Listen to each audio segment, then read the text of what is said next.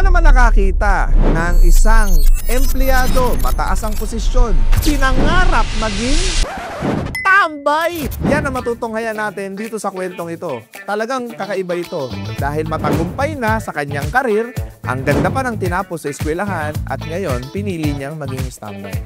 Ano nga bang buhay ang meron ng mga tambay na wala tayo at bakit dapat nating pangarapin maging tambay? Isa sa mga pinaka nagte-trending na negosyo ngayon, walang iba ang food business. Karamihan, yan ang naiisip ng mga taong gustong magnegosyo. Yun nga lang, napakaraming nalulugi at nagsasarang mga food business. Naalala nyo ba nung mga panahon ng pandemic, ang daming nagsarahan ng mga negosyo at isang food business sa mga nadamay, pero isa rin sila sa mga nag-thrive at nag-survive noong panahon ng pandemic. Kaya naman, ngayon may inimbitahan tayong napakahusay na negosyante na kung saan nag-thrive siya at ngayon ay naging brand na ang kanyang negosyo which is called #Coffee. Hindi ko na patatagalin ang ating bossing boss Mike Gutierrez. Welcome, boss! Salamat po sa invite sa amin dito sa inyong napakagandang opisina. Ang #Coffee, ilang branches na ngayon, boss? Right now, we have 4 operational branches. All of them are in Batangas, but we have an upcoming branch sa Iloilo po. So you have 4 in Batangas and 1 opening in Iloilo City? Yes. Okay, so kamusta naman yung mga branches ng #Coffee? Lahat po ng branch ng #Coffee right now are profitable. Lahat sila ay nakakapag-provide ng trabaho sa mga locals of Batangas. Makakapag-develop tayo ng mga high-quality products na healthy, guilt-free. Ano ang specialty nyo sa restaurant? Number 1 namin product is coffee. It's a mix of international and local blend coffee. Kagaya ng?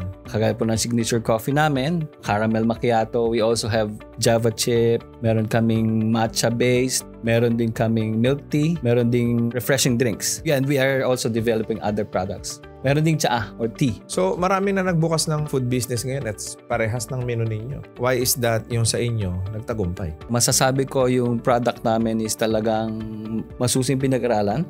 We hired professional chefs and consultants to help us na makapag-provide nung mga sauces and mga pampalasa na organic. Lagi siyang fresh from local farmers from Batangas. Yeah. Yung aming beef, yung aming mga prutas, at saka yung vegetables na ginagamit namin.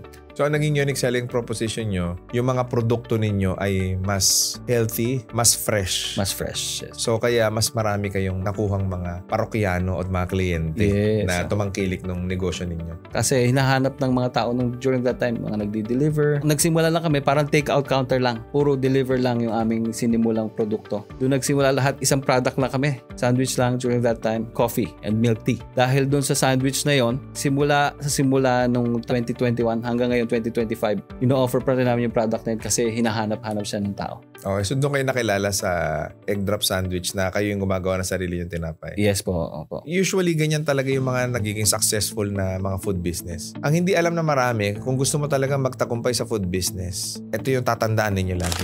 Nothing beats the best tasting product. Diba? Kasi maaaring marami magsulputan dyan na mura, pero kung ikaw masarap ka talaga, there is a group of people or community that will actually support you. May murang masarap, meron naman medyo pricey na masarap. Importante, pag food business, masarap. Yes po. Mga magkano yung naging average sales nyo nito? During pandemic, sa stall na ganun kaliit, nakakabenta kami ng 30,000 pesos in a day. 30,000 pesos a day? Yes. Ngayon? 5 million in a month sa aming lahat ng branch. 5 million monthly gross sales. So, nominato kayo ng mga nasa around how many percent? Around 20% net. 20% net. Oh, malaki-laki rin. 1 million din yun. Mahirap kumita ng 1 million, boss.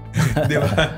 Kahit magbukas ka ng negosyo ngayon, yung 100,000 nga, hirap kitain yan eh. Yung 10,000 nga sa negosyo, ang hirap kitain eh. Yung pang magawa mo yung food business mo sa dinami-rami ng competitors mo na nakaka 5 million gross sales ka, masasabi ko na franchisable yung concept mo. Diba? Kasi bumibenta siya talaga eh. Any background, paano ka napunta dyan sa food business? Ano bang history mo? Nahilig ako sa food business na yan kasi ako ay dating service crew ng Jollibee. Service crew ka ng Jollibee? Service crew ko ng Jollibee noong 2012 ata yun. That's 23 years ago. Nakita ko yung lakas ng business ng pagkain. Nung time na yun, nangangarap ako magka-Jollibee. Sino ba namang hindi mangangarap magkaroon ng branch na Jollibee? Pero ngayon, nakagraduate ako ng college, nagtrabaho ako sa call center, and then nakapangasawa. Ayun, sabi ko parang ang hirap magkaroon ng Jollibee. Kasi kailangan mo 30 million, 50 million, 60 million. Sabi ko parang ang hirap. Kailan pa? Baka 70 years old na ako. Wala pa akong Jollibee. Tapos naging call center agent ka. For how many years? Call center agent ako ng 1 year pero supervisor ako sa isang call center for 3 years. So 4 years in a BPO. Okay, so 4 years in BPO. Ang tanong ko sa iyo, paano ka nakaipon na nakapagtayo ka ng negosyo? Actually, nagtinda ako dati yung mga binebenta mga tsinelas galing Baclaran, galing Quiapo. Habang nagko-call center? Habang nagko-call center ako. So, doble kayod talaga. Sa gabi, duty ako sa panggabi sa call center. Sa umaga naman, mamimili ako sa Baclaran o sa Divisoria o sa Quiapo na mga dadalhin ko sa Batangas. Sa Tanawan, Batangas, sa Lipa, sa Calamba. Unti-unti, akala nga na iba Muslim ako kasi lagi ako nasa Baclaran sa Quiapo. Lagi kami paninda. Marami akong bit-bit lagi. Sa LRT, di ba? Isa ka lang. Tapos, ang bit-bit ko sa ako noon, 4 o 5 kami mag-asawa. 5 sako ng tsinelas, ng damit, mga... Sinatsagaan nyo yun? Tsaga namin yun. College graduate kami pareho. Supervisor lang ako sa isang call center. So, kumbaga, hindi rin biro talaga. Kumbaga, nilunok mo na at kinain mo na yung pride mo. Yes. Ang hirap din magpuyat sa call center. Halos dumudugo yung ilong ko. Sabi ko, ang hirap magpuyat. Kailangan makakita ko ng pagkakaitaan na hindi ko kailangan magpuyat. Buti naman ang misis ko, creative siya, supportive siya. Pinagtitinda ako ng makeup, Ganon? Ako nagtitinda sa mga... Tinda ka ng tsinelas, tinda ka ng makeup. Yes. So sa mga pwesto kasi sa mga tiyangge, gano'n. Sa mga katrabaho, magtitinda ako ng hamon. Lahat ng pwedeng itinda. Lahat ng klase pwede ko itinda during that time. Estudyante pa ako, nagtitinda ako ng mga charger, ng mga battery. Mga housing nung time natin, mga 3210, 3310. Pinapalitan niya ng housing, di ba? Tsaka battery. Tsaka nagtitinda ako ng load nung estudyante ako. Masyado ka namang raketero. Raketero talaga ako nung time na yon. Oo, pero kasi may mga kagaya nyo, boss, na nakagraduate. Di ba ikaw nakagraduate ka? Anong tinapos mo? Business management, major in legal management. Right. So, business management and legal management, double degree ka pa, technically, di ba? Tapos, nasa corporate world ka. Nagtatrabaho ka. Yes. Di ba? Supervisor ka. Yes. Marami kasing kagaya ng nasa posisyon mo, nahihiya sila na sumideline kasi baka isipin nung kamag-anak, nung katrabaho, na bakit ganito to? Naghihirap na ba to? May emergency ba sa pamilya? Bakit gumagawa pa sila ng mga ekstrang mga trabaho? Bakit sa palagay mo, importante na sa isang empleyado ay maging entrepreneur din sila? Ang tawag dyan is intrapreneur para sa inyong kaalaman. Habang nagtatrabaho ka, nagkakaroon ka ng negosyo sa trabaho. Bakit importante yun? Kumbaga po sa akin, parang meron kang fallback or plan B or kumbaga exit plan. Kasi kumbaga may minabasa kasi akong rat race. Kumbaga kung yun lagi ang gagawin mo, magiging slave ka or yun na lang lagi ang magiging trabaho mo. Yeah. Unlike kapag dagdagan mo yung sipag, yung 9 to 5 ko or 10 to 7 ko nung panggabi ako, pagpatak ng 7 a.m., iba naman ang gagawin ko. Mamimili naman ako paninda, ititinda ko. Sa hapon, dalawang kita ko. Araw-araw may kita ko sa aking paninda. Every quincenas katapusan, may pambayad akong bills galing sa aking permanent job. So, ang tawag po dyan, diploma at diskarte na pinagsama. Yes po. Ganun talaga Kaya maraming suggestion ko sa mga kababayan natin na mga employee, nagtatrabaho ngayon. Kung gusto niyo maging financially free, try to do side hustles. Hindi masama magtinda-tinda ka, rumakit-rakit ka, 'di ba? Okay 'yan, 'di ba? As long as moral, marangal at ethical, gawin natin. Kasi mahirap na baka mamaya 10 years na yung nakalipas, 20 years na yung nakalipas. Ngayon gusto mo na magdesisyon na ayaw mo na magtrabaho dahil gusto mo na ng mas magandang oportunidad sa buhay mo. Kaso nga lang baka mamaya it's too late na. So maganda ngayon pa lang, isipin ninyo yung future ninyo. So para sa akin, ang pinakamagandang mindset talaga dyan, boss, is dapat talaga think ahead. Yes. Kung sabihan ka ng mga kamag-anak mo na parang naghihirap ka na yata.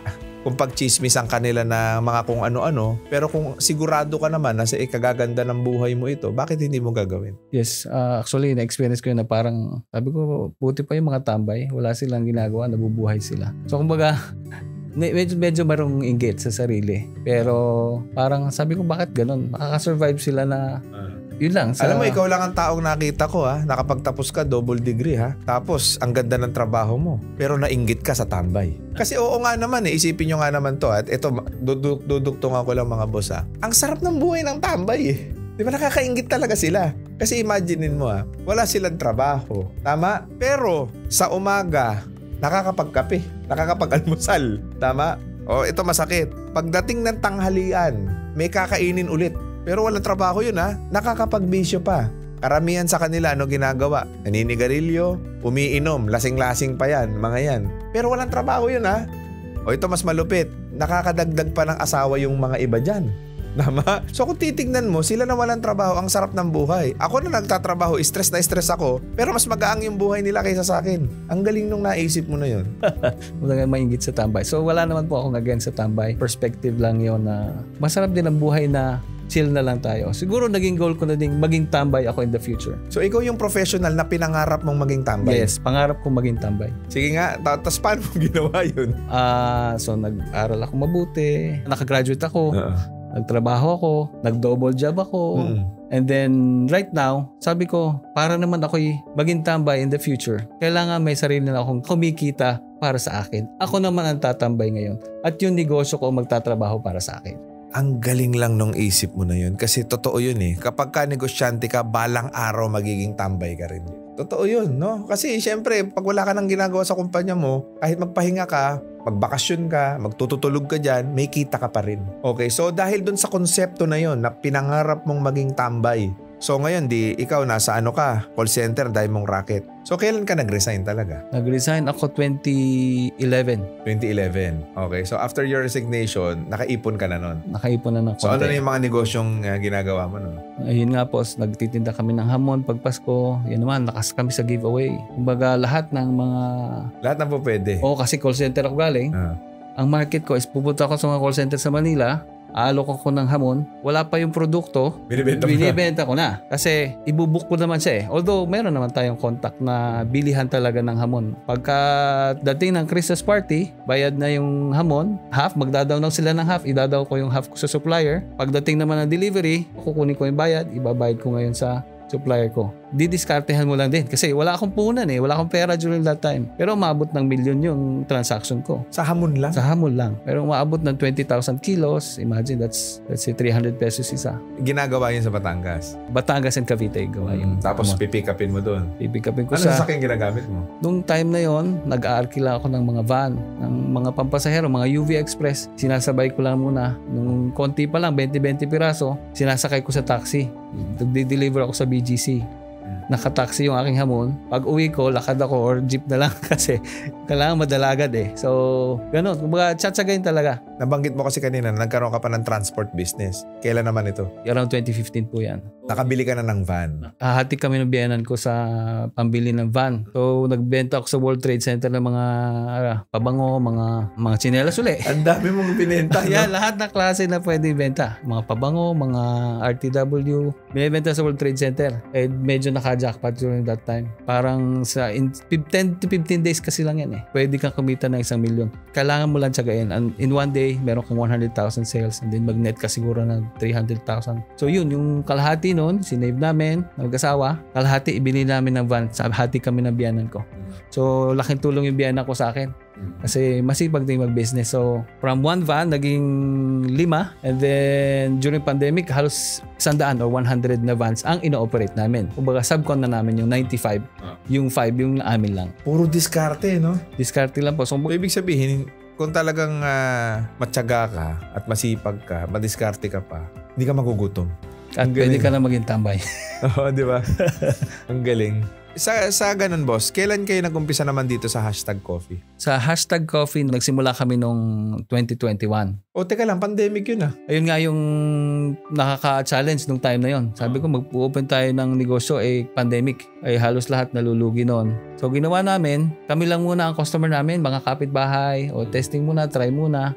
kaunti lang ang bili naming produkto, kaunting ingredients lang. And then, nagugustuhan nila yung lasa, okay, tapos kami, pa-pre-order uli. Ngayon, nabuksan ninyo yung #coffee. Paano nyo unti-unting in-expand yung business? So, anong branch yung una? Yung una po nga naming branch sa Santo Tomas Palengke Terminal, so mura lang ang upa. Maliit lang muna, maliitan lang. Pero masarap ang produkto. Ang mga customer mismo namin na nagsabi, wala bang upuan na medyo malaki kasi terminal lang yun eh. So para imagine mo sa terminal ng mga jeep, may mga upuan dyan, may mga bleachers na pwede silang upo pero walang table. So hawak nila. In 3 months or 6 months doon sa aming kiosk na yon, sila na nagsasabi, mag-open ka na ng isang restaurant, kakain kami sa inyo. Susuportahan ka namin. So doon lumakas ang loob namin. Wala pa yung tindahan, may customer na.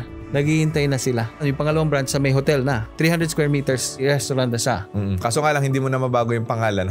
#coffee na yung naging pangalan. #coffee pa rin. So, sabi namin, nag-start tayo dito as #coffee eh. At ang hinahanap naman ng tao is food and yung pangalan natin. Yeah. So, #coffee and food. Yung kasunod naming branch, number 3, is ito namang sa SM Santo Tomas. Nasa loob na kayo ng SM? Nasa loob na kami ng mall. So, nabalitaan namin, mag-o-open yung SM sa Santo Tomas. Kasi Santo Tomas right now is a booming city. Sabi namin, try natin, baka tayo ma-approve. So, luckily, nakita nila, nagustuhan nila yung product. Yung mga taga-SM mismo, tinry nila yung product namin, yung ambience, yung experience na i-provide namin sa customers. Nag-open kami ng kiosk din lang muna sa SM. Ano na yung pang-apat nyo na branch? Yung pang-apat namin na branch, ito naman yung aming first franchisee na. Franchise na to? Franchise na Saan sa Batangas City, sa Kapitolyo. Wow. So ngayon, started kayo, puro Santo Tomas. Tapos unang expansion ninyo, malapit lang din sa lugar ninyo sa Batangas City. O kamusta yung franchisee ninyo sa Batangas Yung City? sa franchisee namin sa Batangas City is the best performing branch right now. Ha? Yes. Tinalo kami. Pero proud kami doon kasi kami nga, as a franchisor, ang focus namin, kumita yung franchisee. Kaya ngayon, tumalon na kayo ng Iloilo. Kasi meron kaming isang franchisee doon na willing na try yung food namin dito sa Santo Tomas. Sabi nila, unique yung concept. Wala pa nito sa Iloilo. Although there are coffee shops there, nag-visit na kami doon kasi nga yun na, confirmed na yung aming opening doon sa Iloilo. Okay, so ngayon may commissary na kayo? May commissary kami sa Santo Tomas. Ito yung tanong ko, boss, no? With all the success na natatamasa mo ngayon, no? Have you ever imagined na magiging isang brand ka, #coffee ngayon na tinatangkilik ng libu-libong customer? Yes po, naniniwala po ako doon kasi yun talaga yung goal. Yung nung inumpisa mo, alam mo na. Actually, hindi namin na-expect na magbo-boom siya. Kasi I would say, from Batangas to Iloilo, nationwide na yon. Kasi from Luzon, tumawid na kami ng Visayas. Hindi ko rin ina-expect talaga na ganun din kabilis. Kasi nagsimula lang siya as pangarap lang. And then, yun nga, through the help of people, mga taong tumatakilik, mga empleyado namin, mga franchisee, mga investors na nandyan. So, hindi namin din magrarating yung nationwide level kung hindi sila sumuporta sa amin. Ang tanong ko, paano naman matitikman yan dito sa Metro Manila? Baka, boss, ikaw na ang next franchisee ng #coffee. Yan, di ba? So, open ba kayo for franchising? Yes, ngayon nag-open na kami for franchising sa Luzon and Iloilo Province. Anywhere in Luzon? Anywhere in Luzon. So Luzon, magmula ng Ilocos yan hanggang Bicol yan? Yes, Ilocos to Bicol, yes. Pwede? Yes, kasi strategic din yung Batangas, medyo malapit kami sa Bicol. Right. So nabanggit mo, boss, na talagang pag gumagawa ka ng event kiosk or restaurant, kailangan yung meron pa rin premium experience yung mga client ninyo, mga bumibili ng food sa inyo. Bakit importante yun? Kasi lahat naman halos ng restaurant nag-offer ng food. Marami magaling magluto. Pero yung experience na nafe-feel nila na welcome sila, warm yung pagtanggap mo sa kanila, yun yung babalikan sa'yo. Yung bang simpleng pagte-thank you na nakuha ko din yung sa Jollibee eh. So, welcome to hashtag o welcome to Jollibee. So, kumbaga, welcoming tayo and grateful tayo na sa atin sila nag-dine in, sa atin sila kumain. Ang nakukuha ko ron, kailangan i-detalye natin yung negosyo natin. Even the smallest detail na, kagaya niyan, greeting, simpleng-simple. Yung ibang mga may food business dyan, hindi nyo magawa. So, kailangan every detail na makakapag-dagdag sa negosyo natin, gagawin natin. Okay? So, importante rin talaga yung experience. Ako, I truly agree on that kasi maraming kaya mag-offer ng masarap na food. Pero, bibihira ang kaya mag-offer ng unforgettable experience. Yes po. So that's our goal din na unforgettable. Sasabihin nila sa mga kasama nila sa bahay, tara, hashtag tayo. And pagka may special occasions, #coffee tayo. o kaya ka-opisina, may na-promoter na magta-travel, mga bridal showers, mga events pala, nagtatanggap din kami. Doon tayo sa hashtag mag-celebrate. Minsan meron doon, first date nila sa hashtag, tapos yung second date sa hashtag din. Hanggang kinasal sila sa hashtag coffee. Kahit kasal ngayon, nagkikater na kami. Marami kasing mga tao, they do not hold on their words. Yes. Diba? Kumbaga, importante kasi yung tinatawag natin sa salitang malalim, yung palabra de honor. Diba? Na pag may sinabi ka, yun na yun eh. Kumbaga, as if nagpirmahan tayo ng kontrata. Bakit importante yung ganong klaseng characteristics sa isang negosyante? Mahalaga sa atin yung bang palabra de honor o you honor your word. As a gentleman, yun ang number one panghahawakan ng tao sa atin. Yeah. Kasi hindi na nila titingnan yung kung anong technicalities na napag-usapan. Kasi it could be minor. Pero yung tuparin natin ang napag-usapan natin pareho, through that, action speaks louder than words. Doon nagtitiwala ang ating customers. So Boss Mike, ito no, nabanggit mo kanina na open ka na for franchising for Luzon and Iloilo area. Paano naman kami makakapag-franchise sa'yo? Sa lahat ng gusto mag-franchise ng hashtag coffee, pwede niyo po kaming puntahan sa aming website www.hashtagcoffeeshop.com or you can email us sa Instagram po #coffeeph. Follow niyo po yon, and then sa Facebook ganun din po @coffeeph.